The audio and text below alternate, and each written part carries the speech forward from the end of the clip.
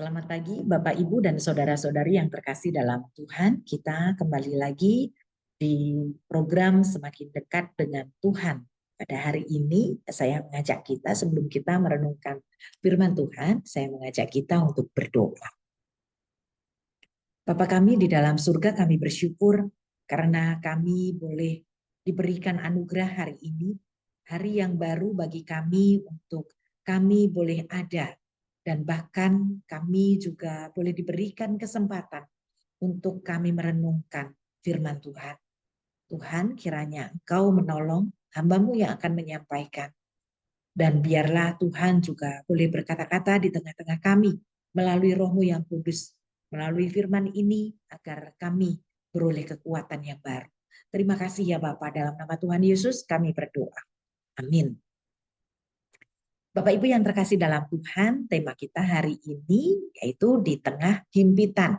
Saya mengambil dari satu perikop dari firman Tuhan yang terambil dari Matius 13 ayat yang ke-24 sampai dengan 30. Saya akan membaca untuk kita semua.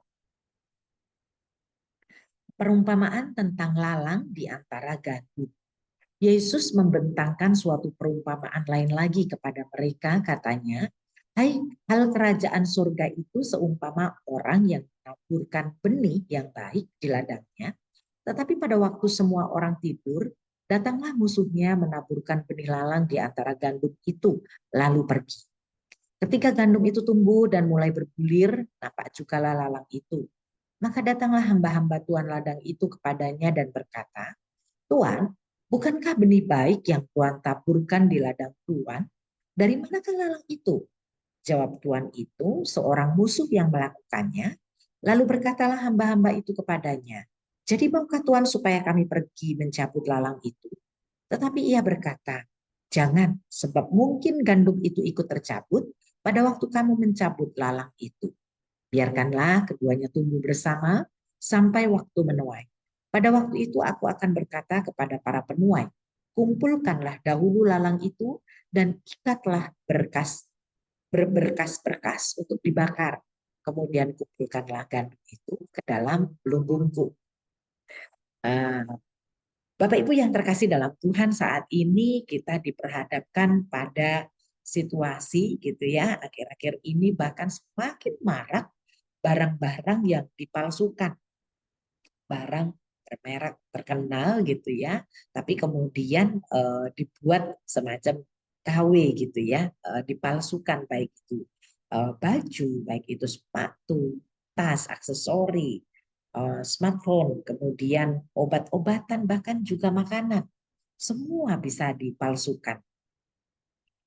Bisa ada telur palsu gitu ya, pakai pewarna kimia, kemudian juga udang juga dipakein gelatin dan jeli supaya memang benar-benar berbentuk udang, seperti udang. Tapi ternyata memang semuanya itu adalah makanan yang tidak asli atau palsu, tetapi dibuat sangat mirip sekali dengan aslinya.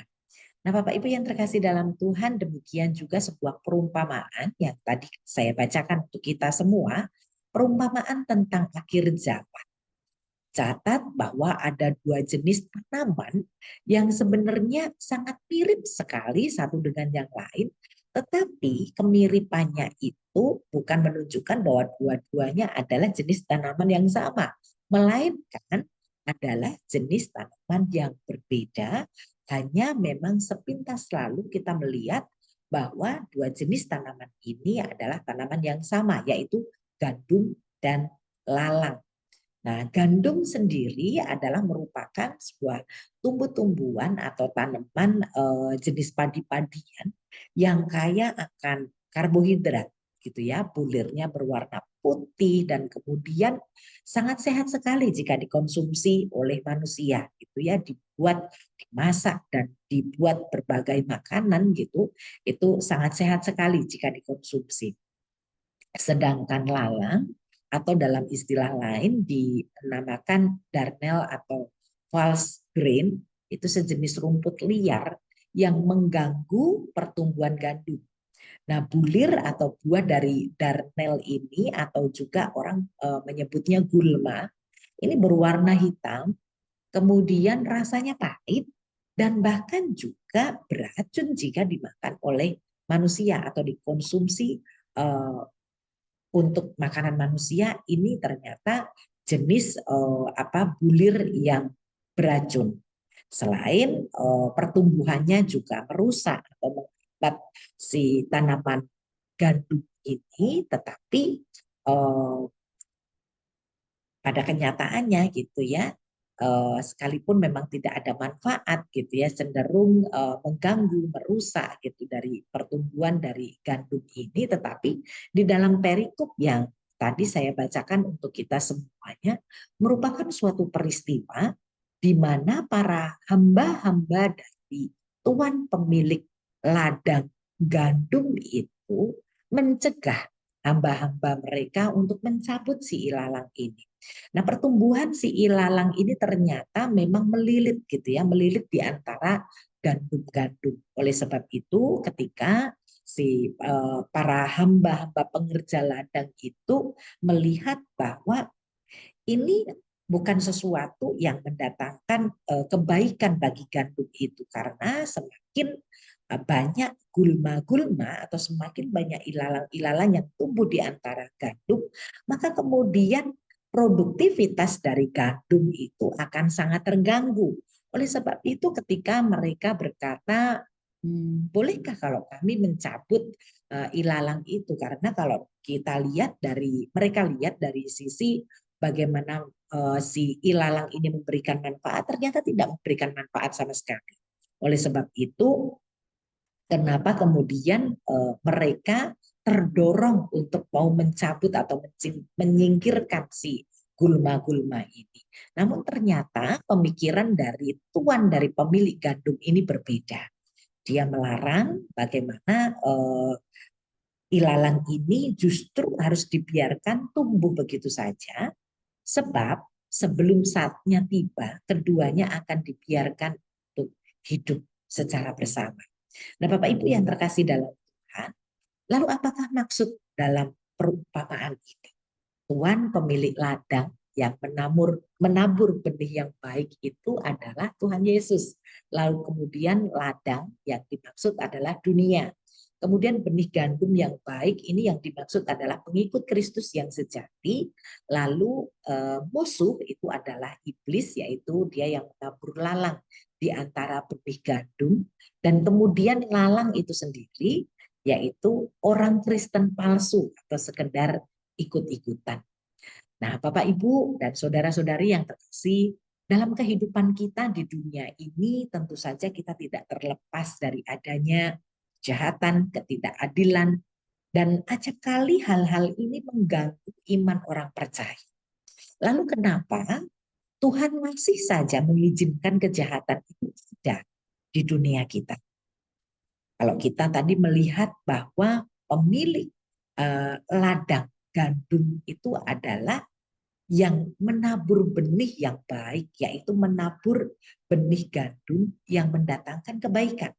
Tetapi ternyata juga diizinkan adanya iblis, gitu ya, adanya iblis atau musuh yang menabur benih di antara gandum itu, yang kemudian jadi mengganggu pertumbuhan si gandum tersebut.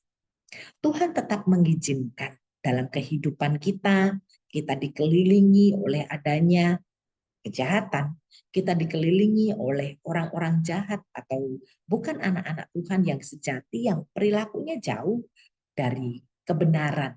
Bahkan ibaratnya gulma atau ilalang yang juga sangat mengganggu gitu ya pertumbuhan kerohanian kita. Maka melalui perumpamaan ini kita akan belajar dua hal.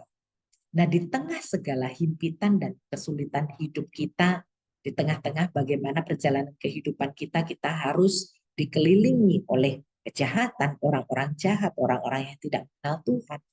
Apa yang kita bisa lakukan? Nah, ada dua hal Bapak Ibu. Di tengah himpitan dan kesulitan kehidupan kita percaya bahwa Tuhan tetap memperhatikan dan memberikan pertolongan. Baik gandum maupun ilalang, keduanya ternyata diberi nutrisi yang sama oleh Tuhan. Diberi matahari yang sama, diberikan air yang sama supaya sama-sama bertumbuh. Dan bahkan juga ketika eh, apa ilalang maupun gandum itu diberikan pupuk-pupuk sebagai nutrisi, ilalang pun juga demikian. Dia juga bisa menyerap nutrisi-nutrisi itu. Nah, ini menunjukkan bahwa betapa Tuhan itu memberikan belas kasihan, tidak terbatas kepada mereka yang tentu saja anak-anak Tuhan, tetapi juga kepada semua orang, baik orang yang baik ataupun orang yang jahat, diberikan anugerah yang sama, yaitu anugerah umum untuk menikmati pemberian Tuhan, untuk menikmati kekayaan alam ini, untuk menikmati segala sesuatu yang Tuhan berikan di dalam kehidupan kita. Tetapi kemudian hal yang kedua yang juga boleh mengingatkan kita, di tengah himpitan dan kesulitan hidup kita tetap harus bertumbuh dan menjaga kualitas iman kita. Nah, sekalipun dua-duanya gitu ya, baik orang jahat ataupun orang baik, baik orang benar ataupun orang fasik, diberikan matahari yang sama, diberikan anugerah umum yang sama, tetapi harus ada bedanya. Kita sebagai orang percaya diharapkan bahwa di tengah-tengah kesulitan kehidupan kita, di tengah-tengah kita hidup di tengah-tengah sebuah orang tidak terlepas dari adanya orang-orang jahat yang mengganggu kehidupan kita, kita justru tetap harus bertumbuh dan tetap bisa menjaga kualitas iman kita. Nah, inilah perbedaan antara orang Kristen yang sejati dengan yang sekedar ikut-ikutan gitu ya. Pada akhirnya akan nampak pertumbuhan dan buahnya. Nah, kalau di dalam bahasa aslinya, pertumbuhan dari gandum itu memakai bahasa Blastamo, yaitu bagaimana gandum ini bertumbuh melewati proses pertumbuhan yang sangat alami. Dia bertumbuh dari tunas, kemudian uh, tumbuh semakin lama semakin tinggi, lalu kemudian nutrisi yang dia serap akan mendorong dia untuk menghasilkan buah. Nah, beda dengan ilalang. Ilalang ini ternyata dari tunas, kemudian dia nampak gitu ya, nampak tinggi, hanya sekedar nampak saja atau kelihatan saja. Maka kenapa kemudian pertumbuhan dari ilalang ini memakai bahasa asli paino, yaitu hanya sekedar nampak atau kelihatan. Karena nutrisi yang dia serap, air yang dia serap, segala sesuatu yang dia serap, itu hanya menunjukkan, hanya mendorong dia untuk hanya sekedar nampak di permukaan saja tanpa menghasilkan buah. Nah, Bapak Ibu yang terkasih dalam Tuhan, nah dalam kesulitan, himpitan kehidupan kita, orang percaya diharapkan tidak hanya sekedar nampak, tetapi juga bagaimana juga tidak hanya sekedar bisa bertahan untuk menjalani kehidupan ini, tetapi juga diharapkan bisa bertumbuh dan bahkan menghasilkan buah. Bagaimana bisa tetap bertumbuh di tengah-tengah segala himpitan ini? Yaitu dikuatkan melalui firman Tuhan. Nutrisi yang diserap itu tadi sama dengan firman Tuhan yang terus ditabur dalam kehidupan kita. Kita bisa merenungkan firman Tuhan itu dari perenungan kita secara pribadi, tetapi juga bagaimana firman Tuhan itu terus ditaburkan dalam kehidupan kita hari lepas hari, tidak hanya dari apa Tuhan, tetapi juga bagaimana kita juga mengalami kuasa Tuhan melalui bacaan pribadi yang terus kita lakukan. Nah, hal ini yang terus menguatkan kita. Bagaimana kita tetap bisa bertahan, bukan karena kekuatan kita, melainkan kekuatan dari firman itu yang menolong kita untuk menjadi orang percaya yang tidak gampang mundur, tidak gampang menyerah oleh keadaan. Namun justru ketika keadaan semakin menghimpit kita semakin kuat, bahkan bisa menguatkan orang lain. Nah, ini tujuan Tuhan bagaimana uh, mengizinkan kita di tengah-tengah segala penderitaan kita tidak hanya sekedar bisa bertahan saja, tetapi juga bagaimana kita bisa bertumbuh dan menjaga kualitas iman kita. Kita tetap kuat dan bahkan bisa menguatkan orang lain.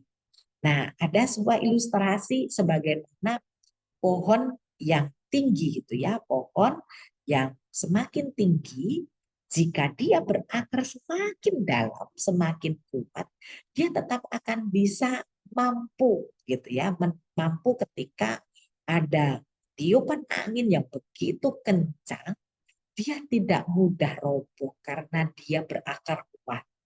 Nah, begitu juga dengan iman kita. Ketika ada tiupan angin permasalahan yang terjadi dalam kehidupan kita, kita tidak mudah keok gitu ya istilahnya gitu ya. Tetapi kita justru semakin kuat dan bahkan kita juga akan tetap bisa menguatkan orang lain di dalam kesulitan-kesulitan mereka. Nah, hal ketiga yang kita bisa pelajari di tengah himpitan dan kesulitan hidup yang kita alami ini, tetaplah kita setia sampai waktu penuaian tiba. Nah, artinya pada akhirnya nanti akan ada masa pemisahan antara gandum dan ilalang. Mungkin sekarang ini kita merasa, aduh kalau misalnya kejahatan itu tetap Tuhan izinkan hadir di tengah-tengah kehidupan orang percaya, betapa tersiksanya kita gitu ya, betapa menderitanya kita harus terus berjuang untuk bagaimana mampu gitu ya hidup di tengah-tengah segala tantangan, tekanan gitu. Tetapi ternyata penghiburannya adalah ini bukan selamanya kita berada di tengah-tengah segala himpitan, keadaan, kejahatan yang ada di sekeliling kita. Tetapi akan ada masa di mana semuanya itu akan dipisahkan. Akan ada pemisahan antara gandum dan ilalang, yaitu ketika waktu penuaian tiba atau kairosnya Tuhan, waktunya Tuhan. Ilalang ini akan ditumbuk dan dibakar, dan kemudian gandum diikat dalam beberapa berkas, digiling dan menjadi bahan makanan yang bermanfaat gitu ya. Nah, artinya orang yang tidak sungguh-sungguh percaya, orang-orang yang hidup dalam apa namanya, orang-orang yang hidup dalam kejahatan dan sebagainya, akan pada akhirnya akan mengalami sengat maut atau api yang kekal sebagai hukumannya. Namun penghiburannya, orang percaya sejati, orang Kristen yang sejati akan sungguh-sungguh diberikan keselamatan dan kehidupan yang kekal. Dijauhkan dari segala hukuman maut. Nah, Bapak Ibu yang terkasih dalam Tuhan, E.W. Tozer mengatakan, perumpamaan ini mengajarkan kita bahwa hidup Kristiani bukanlah sesuatu yang mudah dan datar. Iman dan kesetiaan akan terus diuji oleh godaan dan tantangan dunia ini. Maka kita harus bersabar dan bertumbuh dalam iman dan bertekun dalam hidup yang benar. Karena pada akhirnya nanti Allah akan mengadili setiap perbuatan kita dan memisahkan yang benar dari yang jahat. Nah, biarlah di tengah himpitan kondisi kehidupan kita ini, kita tidak hanya mampu bertahan, tetapi juga kita tetap bisa bertumbuh dan berbuah, bahkan bisa menguatkan orang lain. Kita tetap harus bisa setia mengikut Tuhan sampai pada akhirnya. Amin. Mari kita bersatu hati dalam doa. Bapa kami di dalam surga, terima kasih. Tuhan memberikan kami kekuatan melalui firman-Mu, bagaimana kami hidup ketika kami dihimpit oleh sesuatu yang menekan kami. Baik itu penderitaan, baik itu kejahatan, baik itu orang-orang jahat yang Tuhan izinkan hadir di tengah-tengah kehidupan kami. Biarlah kami terus mengingat bahwa ada Tuhan yang terus senantiasa menguatkan kami.